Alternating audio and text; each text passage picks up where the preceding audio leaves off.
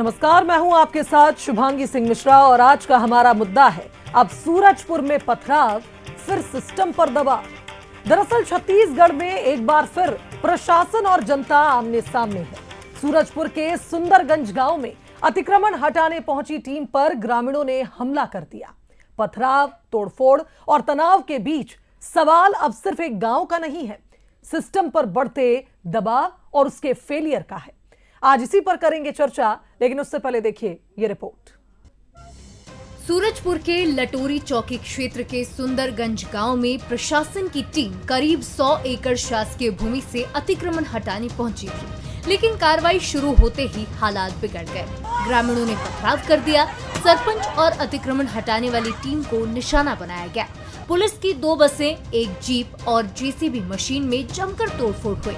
हालात काबू करने के लिए बड़ी संख्या में पुलिस बल तैनात करना पड़ा।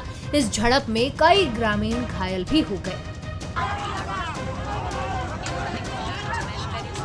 घटना सामने आते ही कानून व्यवस्था पर सवाल उठने लगे हैं। कांग्रेस ने सरकार पर हमला बोला। पूर्व विधायक विकास उपाध्याय कहते हैं कि सरकार अपराधों पर नियंत्रण नहीं कर पा रही। उन्होंने लगातार बढ़ते अपराध के ग्राफ पर गृह मंत्री पर भी निशाना साधा। वहीं बीजेपी बचाव की मुद्रा में दिखाई दे रही है। जिस प्रकार से अधिकारी और पुलिस कर्मियों का अत्याचार बढ़ रहा है, पहले तमनार में और अब सूरजपुर में पुलिस के ऊपर पथराव किया गया, पुलिस की गाड़ियों को तोड़ा गया। एक तरफ भारतीय जनता पार्टी की सरकार में अपराध पे तो कंट्रोल हो नहीं रहा है, अपराधियों को तो रोक नहीं पा रहे हैं। दूसरी तरफ आम आदमी को भी कहीं ना कहीं भ्रष्टाचार और पैसे के चक्कर में, कमीशन खोरी के चक्कर में, उगाही के चक्कर में विभाग, पुलिस विभाग और अधिकारी लगातार प्रताड़ित करने का काम कर रहे हैं। शासकीय लोक कल्याण के लिए जो जमीनें सरकार को आवश्यकता है, उस हिसाब से वहाँ अगर खाली करा रहे हैं तो जनता, वहाँ की जनता को संयम रखना चाहिए। और दूसरी चीज है कि इसमें भी वहाँ कांग्रेस के नेताओं का उकसाकर इस तरह से घटना को कारित करने का प्रयास किया ही होगा और वो जांच में वो सामने आ जाएगा। ये इससे पहले पिछले दिनों हंसपुर में भी जमीन विवाद ने हिंसक रूप लिया था। कथित तौर पर बॉक्साइट खनन को लेकर हुए विवाद ने मारपीट का रूप ले लिया। एसडीएम करुण डहरिया और उनके साथ मौजूद लोगों पर ग्रामीणों को पीटने का आरोप लगा। एक ग्रामीण की मौत हो गई और 2 लोग गंभीर रूप से घायल हो गए, जिसके बाद सरकार को कड़ी कार्रवाई करनी पड़ी। एसडीएम सहित 4 लोगों की गिरफ्तारी हुई और इसी तरह तमनार में कोल ब्लॉक विस्तार के खिलाफ प्रदर्शन हिंसक हो गया था। पुलिस पर पत्थरबाजी और गाड़ियों में आगजनी हुई थी। दूधकैया में पुराना विवाद हिंसा में बदल गया तो कांकेर में कब्र विवाद ने सामुदायिक तनाव का रूप ले लिया था। सवाल यही है कि क्या सिस्टम इतना लाचार है कि हर विवाद टकराव की शक्ल ले लेता है?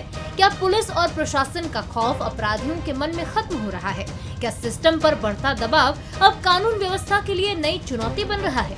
सूरजपुर की ये तस्वीरें सिर्फ पथराव की नहीं, बल्कि भरोसे और प्रशासन के बीच बढ़ती दूरी की भी कहानी कहती है। सूरजपुर से आमिर खान के साथ ब्यूरो रिपोर्ट, बंसल न्यूज। तो सुंदरगंज हो, तमनार हो, हंसपुर हो या दुधकैया गांव, जिस तरह से आए दिन नए नए विवाद छत्तीसगढ़ में आ रहे हैं, सामने आते हैं, इसमें हिंसा एक बहुत बड़ी वजह बन जाती है माहौल बिगड़ने के पीछे। लेकिन बंसल न्यूज के भी कुछ सुलगते सवाल है। पहला सवाल तो यही है कि क्या विवादों का हिंसा में बदलना सिस्टम की नाकामी की ओर इशारा करता है? सवाल तो यह भी बनता है कि क्या कानून का डर कमजोर होने से भीड़ पथराव और तोड़फोड़ करने लगती है? और क्या सिस्टम पर बढ़ता दबाव कानून व्यवस्था के लिए अब एक चुनौती बन गया है? आज इन्हीं सवालों के इर्द गिर्द रहेगी हमारी चर्चा। उससे पहले मिलिए हमारे मेहमानों से। बीजेपी के वरिष्ठ नेता उमेश घोरमोड़े जी हमारे साथ जुड़ रहे हैं। उमेश जी, स्वागत करती हूं आपका। कांग्रेस के वरिष्ठ नेता रुपेश दुबे जी हमारे साथ पैनल में मौजूद है। दुबे जी, स्वागत करती हूं। और वरिष्ठ पत्रकार अनिरुद्ध दुबे जी हमारे साथ जुड़ रहे हैं। अनिरुद्ध जी, आपका भी स्वागत है। अनिरुद्ध जी, जैसा कि मैंने कहा, तमाम घटनाएं आए दिन सामने आ रही हैं और जमीन को लेकर विवाद पहले तो ग्रामीणों के बीच में होता था, सुलझ जाता था, फिर हिंसा बढ़ने लगी तो ग्रामीणों के बीच बढ़ने लगी। लेकिन अब जब पुलिस पहुंचती है कार्रवाई करने, या तो तब पथराव हो जाता है, या कार्रवाई जब पुलिस करती है तो उस दौरान कोई ग्रामीण घायल हो जाता है। आखिर ये चल क्या रहा है? क्या बिल्कुल खौफ खत्म हो गया है कानून व्यवस्था का? देखिए क्या है कि जहाँ पे ज़रूरत के हिसाब से अगर ये ज़मीन की ज़रूरत पड़े तो अधिग्रहण कर सकती है सरकार, कंपनसेशन दे के, मुआवजा दे के, कहीं कुछ इसमें वो नहीं है। और दूसरी बात यह है कि आप अगर ये बात यहाँ पे अतिक्रमण की आ रही है कि जो वहाँ पे जो है अतिक्रमण था वहाँ हटाने गया था प्रशासन, मतलब यहाँ अधिग्रहण जैसी बात नहीं थी, यहाँ पे बात अतिक्रमण की थी। और जब अतिक्रमण में जाए तो ये है कि कई बार जो है तैयारी जो है कुछ उसमें कमी रह जाती है। आप सूरजपुर की बात कर रहे हैं, रायपुर में भी ऐसी पूर्व में घटनाएं हो चुकी है कि तैयारी की कमी रही और भीड़ जो है बिल्कुल उत्तेजक हो गई और एकदम उद्वेलित हो गई, तो वहां का सामना कर पाना बड़ा मुश्किल हुआ। बरसों पहले तो ये था कि रायपुर के एक बड़े संवेदनशील क्षेत्र में नगर निगम कमिश्नर के ऊपर हमला हो गया था और उनका सिर फट गया था। हालांकि ये बहुत पुरानी बात है, लेकिन मैंने अपने रायपुर शहर में भी ऐसा होते देखा है। तो सबसे पहली बात तो आपकी जिस भी मुहिम को चलाएं, जो भी आप है ना अतिक्रमण हटाने जा रहे हैं या कोई भी ऐसी कार्यवाही कर रहे हैं, तो उसकी पूर्व तैयारी बहुत मजबूत होनी चाहिए। इसमें यह है कि अगर कहीं नगरीय निकाय क्षेत्र है तो वहाँ पे नगरीय निकाय और फिर उसकी जिला प्रशासन और तीसरा जो है पुलिस प्रशासन, इसकी संयुक्त भूमिका होती है। और अभी जो हाल में जो है प्रकरण है, आप कुछ दिन पहले देखे होंगे कि वहाँ पे जो कुछ ऐसा कुछ चल रहा था, मूवमेंट चल रहा था कि यहाँ के छत्तीसगढ़ में एक महिला आरक्षक को वहाँ पे भीड़ वहाँ पे भड़क गई, वहाँ पे उसके कपड़े तक फाड़ दिए। तो इतना निंदनीय और इतना मतलब शर्मनाक कृत्य यहाँ पे हुआ। तो साथ में सिर्फ ये भी नहीं होगा कि जिला प्रशासन तो फिर नगरीय निकाय का जो है वहाँ पे अमला, पुलिस प्रशासन, महिला पुलिस बल की भी आज बहुत बड़ी आवश्यकता है। बल्कि मैं तो ये कहूँगा कि सरकार को जो है ज़्यादा से ज़्यादा महिला पुलिस बल की भर्ती जो है खास करके ग्रामीण क्षेत्रों में, कस्बाई क्षेत्रों में करे, वहाँ उनकी नियुक्तियाँ हो, इसका विशेष ध्यान दें। तो ये जो पूर्व तैयारी की जो कमी है, पूर्व तैयारी की कमी के ही कारण ऐसी घटनाएं होती है। और अगर छत्तीसगढ़ में देखिए इन दिनों ये बहुत ज़्यादा तरह तरह की घटनाएं हो रही हैं, तो ये सब जो है बहुत चिंता का विषय है, सोचनीय विषय है। बिल्कुल सही कहा आपने। और उमेश जी हमारे साथ मौजूद हैं, उनसे मेरा पहला प्रश्न यही है। उमेश जी, आए दिन कानून व्यवस्था को लेकर तो विपक्ष आप पर हमलावर रहा ही है, फिर आपका सिस्टम भी कटघरे में आने लगा, पर अब जिस तरह की घटनाएं लगातार सामने आ रही हैं, पब्लिक डोमेन में बार बार इस तरह की नाकामियां या हड़बड़ाहट हम इसे कहें या ये कहें कि जो प्रशासन और जनता के बीच अब जो भरोसा खत्म हो रहा है, क्या यही वजह है कि इस तरह की घटनाएं इतनी तेजी से बढ़ रही हैं? और कैसे आप इस सिचुएशन को संभालेंगे? क्योंकि लगातार फिर सिस्टम पर सवाल खड़े होते हैं। अफसरशाही के आरोप तो लग ही रहे थे, अब आप देखिए अब आपके अफसर ही इस तरह से हमले का शिकार हो रहे हैं। देखिए, जितने भी घटनाक्रम, चाहे सूरजपुर का विषय हो, आपने कांकेर का भी जिक्र किया, तमनार का भी जिक्र किया, ये तमाम जो घटनाक्रम है ये अलग अलग विषयों में, अलग अलग परिस्थिति जन्य, अलग अलग स्थिति के हिसाब से ये तमाम घटनाक्रम हमारे आपके बीच में, हम तमाम लोगों के बीच में निकल करके आए।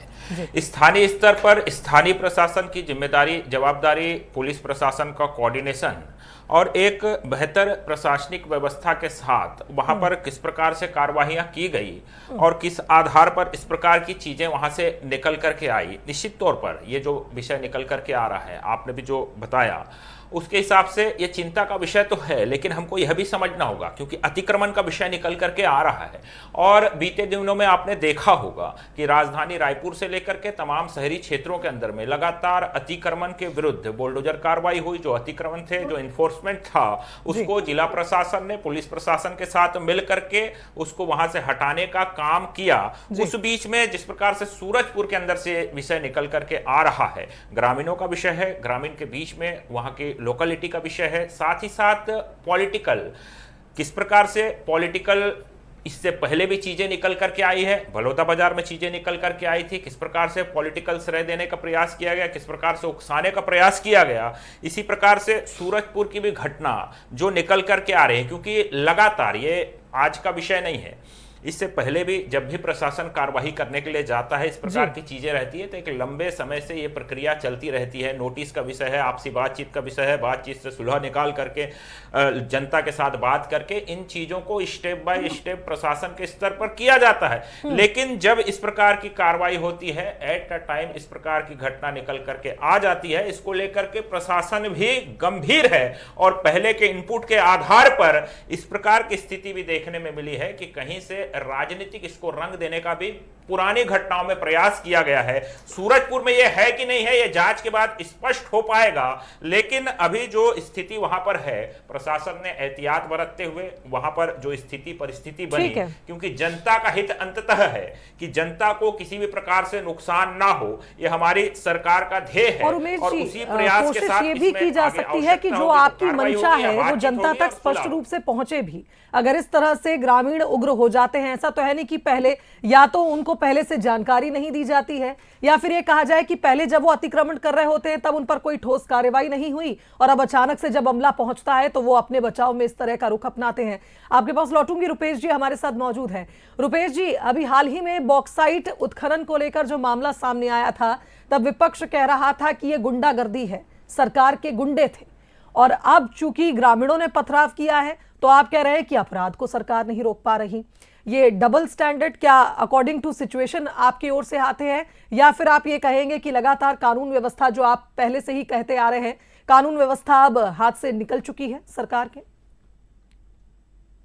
शुभांगी जी, ये छत्तीसगढ़ के लिए दुर्भाग्य है कि जब से भाजपा की सरकार है, इन 2 वर्षों में आम जनता और पुलिस के बीच हम सबको जो द्वंद्व देखने मिल रहा है, हाथापाई और लाठीचार्ज पथराव की स्थिति निर्मित हो रही है, ये पूरी तरह से भाजपा सरकार की फेलवर नीति और भाजपा सरकार में आम जनता का विश्वास नहीं है। अरे पुलिस तो हमारी रक्षक है, और उस पुलिस के साथ आम जनता जिस प्रकार से आक्रोशित हो रही है, इसमें सरकार को चिंतन करना चाहिए। जिस प्रकार से प्रशासनिक आतंकवाद यहाँ चरम पर है, अपराधियों को खुले रूप से संरक्षित करने का काम भाजपा की सरकार कर रही है। धान खरीदी के मामले में जिस प्रकार से अवैध धान परिवहन के मामले आए, एक भी वाहन को उन्होंने राजसात नहीं किया। अवैध रेत खनन के मामले आते हैं, एक भी वाहन को राजसात नहीं करते। और जब गरीब लोगों के बीच में कोई मान लो अतिक्रमण का मामला आता है, तो उनके पास ये बुलडोजर संस्कृति के साथ जाते हैं। अरे गरीबों की कम से कम चिंता कर लो, पूंजीपतियों को आप लोग प्रश्रय देते हैं, अपराधियों को संरक्षित कर रहे हैं। पूरी फेहरिस्त, लंबी फेहरिस्त है भाजपा सरकार में प्रशासनिक फेलवर की। और सबसे बड़ी बात, किस कानून व्यवस्था की बात करते हैं? भारतीय नागरिक सुरक्षा संहिता की धारा 398 में साक्षी सुरक्षा स्कीम बना करके इनको अनुसूचित करना था। सूचना के अधिकार में पत्र प्राप्त है, आज तक 2 साल से हो गए हैं, इन्होंने साक्षियों की सुरक्षा की स्कीम भी न तैयार करी है न अधिसूचित करी है। इससे स्पष्ट होता है कि जब सरकार ही साक्षियों की सुरक्षा की स्कीम नहीं बनाएगी तो सरकार पर विश्वास जताएगा कौन? और यदि अतिक्रमण की बात थी, छत्तीसगढ़ में अतिक्रमण के अनेकों मामले आए हैं, लेकिन इस प्रकार से मामले कभी नहीं हुए। अतिक्रमण के मामले में नोटिस देते, जवाब लेते। रुपेश जी, एक सप्लीमेंट सवाल मेरा यहाँ पर ये भी है आपसे। अभी आप कह रहे हैं कि जिस तरह से पुलिस तो हमारी रक्षक है, और अगर जनता इस तरह से प्रहार कर रही है तो ये सरकार की नाकामी है। फिर इसी पुलिस के खिलाफ कई बार ऐसा देखा गया कि धरना प्रदर्शन होता है तो उसमें कांग्रेस के कार्यकर्ता भी समर्थन करने चले जाते हैं, तो इसको किस तरफ से फिर देखा जाए? वांगी जी, जब प्रशासनिक आतंक आम जनता के बीच में जब होता है, सरकार के इशारे पे होता है, सरकार के संरक्षण में होता है, तो कांग्रेस अपना राजधर्म निभाते हुए गरीबों के लिए खड़ी होती है, पुलिस के खिलाफ नहीं। लेकिन यदि पुलिस भी आतंकी व्यवहार अपना करके आम जनता को प्रताड़ित करेगी, ये कांग्रेस कभी बर्दाश्त नहीं करती। आप देखिए जिस प्रकार से खैरागढ़ में जब सीमेंट फैक्ट्री की बातें आई थी, तो वहां के कलेक्टर आम जनता से बात नहीं किए और सीमेंट फैक्ट्री वालों के साथ सर्किट हाउस में प्रेस कॉन्फ्रेंस करने बैठ गए।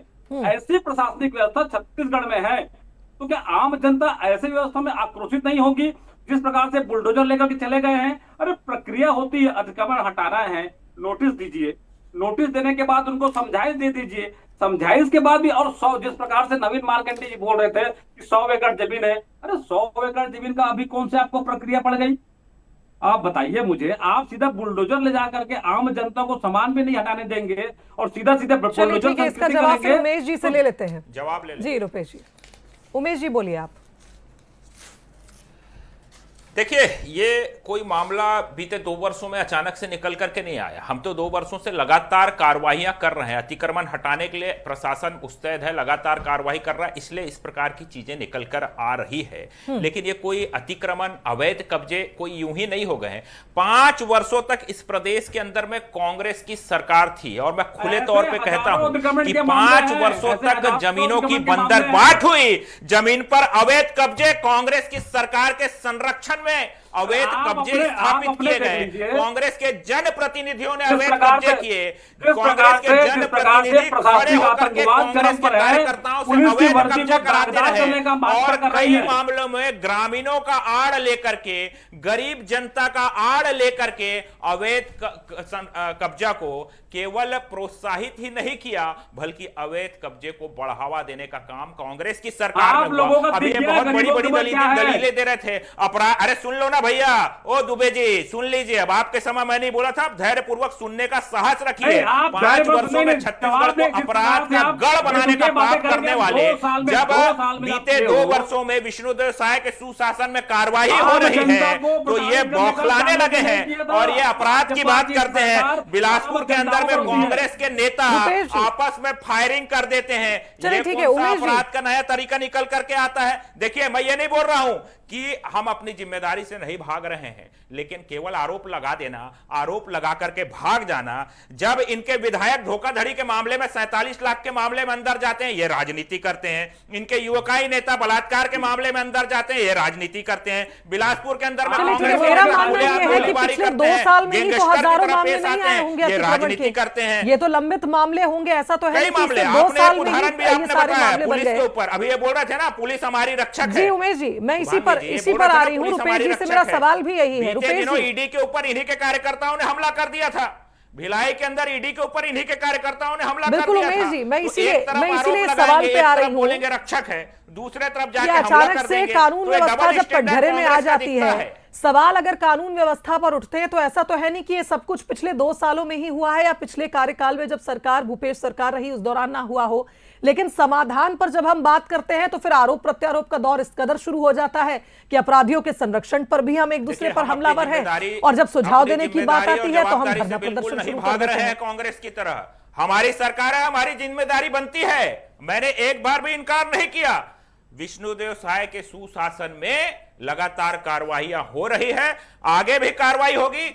चिंता का विषय, सरकार गंभीर है, इस प्रकार की घटनाएं भविष्य में ना हो, इसको लेकर के हम गंभीर हैं, और आने वाले समय के अंदर में इस पर भी प्रशासन स्तर पर, सरकार के स्तर पर जो लूप होल रह गए हैं, कहां कमी रह गई है, उसको भी दूर करने के लिए हम प्रतिबद्ध हैं। चलिए, अच्छी बात है उमेश जी कि आप प्रयास कर रहे हैं, प्रयास की बात कर रहे हैं, उसको दूर करके ये बात आगे सही भी है कार्रवाइयां होती रहेगी। एक दिन में ठीक होने वाली ये चीजें नहीं है, लेकिन जब चीजें लगातार बिगड़ती हैं तो निश्चित तौर पर फिर वो केंद्र में आती हैं और फिर उस पर बहस होती है। रुपेश जी, आप क्या कागज दिखा रहे थे? मुझे कुछ समझ में नहीं आया, अब जरा आप उसे ब्रीफ कर दीजिए, क्या कागज आपके पास है, ताकि मैं फिर उस पर जवाब ले सकूं। शुभांगी जी, जिस प्रकार से जिम्मेदारी की बात उमेश जी कर रहे हैं, अरे इनके सरकार अपनी जिम्मेदारी से भाग रही है। भारतीय नागरिक सुरक्षा संहिता पूरे भारत देश में लागू हो गया, उसके धारा 398 में यह प्रावधान है कि साक्षियों की सुरक्षा की स्कीम राज्य सरकार को बनाना है और उसको अधिसूचित करना है। छत्तीसगढ़ सरकार आज तक इस धारा 398 के अंतर्गत में साक्षियों को इस प्रकार सुरक्षा देगी। बिजली चोरी पे छत्तीसगढ़ की आम जनता पे रासुका लगाने वाले कागज दिखा रहे हैं। नहीं लगा था, अरे देख लिया आपके सरकार और आपके सरकार के कार्यकाल को जनता ने इसीलिए बाहर बैठा दिया है। अरे इसीलिए बाहर बैठा दिया है, कागज दिखाने से कुछ नहीं होगा, कार्रवाई हो रही है। कांग्रेस के लोग जो अवैध कब्जा करके बैठे हैं उसको भी खाली कराया जा रहा है और उसको खाली कराएंगे। कांग्रेस के लोगों की सुन लो, इतने जिम्मेदारी की बात कर रहे हो ना, आपको कानून संविधान को समझ नहीं आता, आप ईडी पे हमला करते हैं, जाके आप पुलिस पे हमला करते हैं, आपको क्या कानून समझ आएगा? चलिए, मुझे लगता है ये आरोप प्रत्यारोप का दौर चलता रहेगा। अनिरुद्ध जी, मैं आपके पास आना चाहूंगी। सवाल ये है कि ठीक है, अगर किसी चीज का विरोध होता है तो उस विरोध के अपने एक मायने होते हैं, लेकिन कोई भी हिंसा जस्टिफाई नहीं हो सकती, फिर चाहे वो जो अतिक्रमणकारी है उनकी ओर से की गई हो या फिर जो टीम वहां पहुंची है वो कार्रवाई करने पहुंची टीम की ओर से हो। जैसा कि हमने हाल ही में उस मामले में देखा था जहां एसडीएम पर आरोप भी लगे और अब तो एसडीएम की गिरफ्तारी भी हो गई है। सवाल यह है कि इस सिस्टम को सुधारने के लिए, जनता का विश्वास पाने के लिए अब क्या करना चाहिए, क्योंकि इस तरह से तो पुलिस की छवि धूमिल होती है। जिन्हें रक्षा के लिए हम अपने लिए चुनते हैं कि चलो ये पुलिस वाले हैं, ये हमारी रक्षा करेंगे, हम उनके साथ इस तरह का व्यवहार करेंगे तो ये तो पूरा बैलेंस ही बिगड़ जाएगा समाज में। देखिए क्या है कि अभी आपने कुछ देर पहले एक लाइन बोली ना, उसमें बड़ा गहरा जवाब था और वो गहरा सार भी था। आपने कहा कि जब अतिक्रमण कर रहे होते हैं तो सिस्टम सोया रहता है और तब वो कार्रवाई होती नहीं, उसके बाद फिर वो गड़े मुर्दे उखाड़ने का काम होता है। बिल्कुल ये सटीक बात है। राजधानी रायपुर की मैं बात कर लूँ, राजधानी रायपुर में पुराना धमतरी रोड है, वहां पे पता लगा कि वहां पे कॉलोनाइजर ने जो है अवैध रूप से सड़कें बना ली, कंस्ट्रक्शन हो गए, पक्के मकान तन गए। उसके बाद अभी नगर निगम प्रशासन ने वहां पे गिराने की कार्रवाई की। अरे भाई, जब बन रहा था तो क्या आपका सिस्टम सोया हुआ था? आप क्या कर रहे थे? और उसके बाद चलिए वहां पे अगर ये सड़क बन गई, वहां तक भी समझ में आता है कि आंखों पे धूल झोंक के काम किया जा सकता है। पक्के निर्माण हो जाते हैं, वहां पे बड़े बड़े वहां पे भवन तन जाते हैं, उसके बाद आपको गिराना पड़ता है। तो आप क्या तब तक के सो रहे थे? और एक चीज बात है कि यहाँ पे भाई रुपेश दुबे बैठे हैं, कांग्रेस के नेता है, मेरे छोटे भाई, बड़े सुलझे हुए नेता है और काफी अच्छे से अपनी बात रखते हैं। लेकिन बात चल रही है तो चूंकि नगर निगम में पिछली बार रायपुर नगर निगम में कांग्रेस की सरकार थी और उस समय रुपेश भाई कुछ है ना बड़े जो है बहुत दुखद उसमें उदाहरण सामने आए। कुछ क्षेत्र विशेष इलाकों पे ऐसा अतिक्रमण था कि आधी से ज्यादा रोड जो है वहां पे घेर कर रख दी जाती थी, नगर निगम का ध्यान नहीं जाता था। और वही जो तेली बांधा रोड जो रायपुर का है, जिससे सब लोग वाकिफ हैं, आप भी कई बार गुजरते हैं और शायद रायपुर में होंगे तो आज भी गुजरेंगे आप उस जगह से। उस तेली बांधा रोड पे जब यही नगर निगम के अधिकारी कर्मचारी अतिक्रमण हटा रहे थे तो उसी नगर निगम के, मैं नाम नहीं लूंगा, जो उस समय सबसे बड़ा नेता था नगर निगम का, जो आपकी पिछली सरकार थी ना उसका बड़ा नेता, उसने वहां पे अपने अधिकारियों को, कर्मचारियों को भगा के वहां पे अश्लील गालियां देते हुए भगाया था। ये कौन सी सिस्टम चल रही थी भैया? ये कौन सी व्यवस्था? रुपेश दुबे जी, मैं नहीं बोल रहा हूं पूरे प्रदेश में होता होगा, मैं अपने शहर की बात कर रहा हूं। आप नांदगांव में रहते हैं, वहां नहीं होता होगा, मैं सब जगह का आरोप नहीं लगा रहा हूं। लेकिन ऐसे जो दुखद प्रसंग आते रहे हैं उसको लेके बहुत एक चिंतनीय विषय हो जाता है। चूंकि हम शहर के एक जागरूक नागरिक हैं तो हमको भी लगता है कि दोयम दर्जे का काम से कम नहीं होना चाहिए। स्पष्ट यहाँ पे आपकी पॉलिसी होना चाहिए और आपको अगर ये नगर निगम की सत्ता मिलती है, चूंकि शहर के में बैठे तो हम वहां की बात कर रहे हैं, तो वहां पे कम से कम एक आप मिसाल पेश करके निकलें। आप ऐसा काम करके निकले कि 20 साल आपको याद करें। आप ऐसा काम करके नहीं निकले कि जीवन भर आपने जो काम किया उसको लोग कोसते रहे, ऐसी छाप छोड़ के ना निकले। लेकिन रायपुर नगर में निगम में दुर्भाग्य से जो पिछली सरकार थी उसमें ऐसा हुआ। और रुपेश जी, थोड़ा सा इस विषय से हट के बात कर लूं और देखिए क्या शहर में बढ़ते हुए अपराध की बात हो रही है।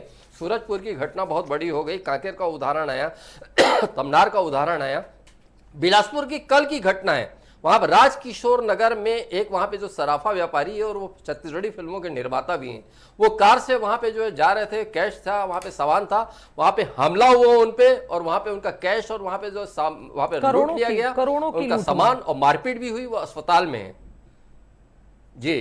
तो ये सब जो घटनाएं जो लगातार इस तरीके की हो रही है, तो कुल मिला के देखिए बहुत पुलिस प्रशासन, ये आपने रायपुर में कमिश्नरी बैठाई, संजीव शुक्ला हमारे मित्र भी है, बहुत अच्छा हुआ, रायपुर में सुधार होता दिखना शुरू हुआ है, बहुत अच्छी बात है। लेकिन केवल राजधानी सुधर जाने से नहीं होगा, पूरे प्रदेश में सुधार की जरूरत है और इसमें माननीय मुख्यमंत्री जी और गृह मंत्री जी को बिल्कुल संज्ञान में लेके आगे बढ़ना होगा। बिल्कुल सही बात है। और लगातार इस तरह से अगर सिस्टम पर सवाल खड़े होते हैं, फिर सवाल होता है कि अफसरों का क्या कोई लगाम ही नहीं है अब जनता पर, क्या बदमाशों पर खास करके, और फिर जनता की ओर से इस तरह का रिएक्शन अगर लगातार आ रहा है, अगर जनता को लग रहा है कि हिंसा कर देंगे या पथराव कर देंगे तो मामला शांत हो जाएगा, यानी यहां पर कहीं तो फेलियर है, कहीं वो लूप होल है जिसको भरना जल्द से जल्द जरूरी हो जाता है। उमेश जी, लास्ट रिएक्शन आपका, उसके बाद मैं डिबेट क्लोज करूंगी।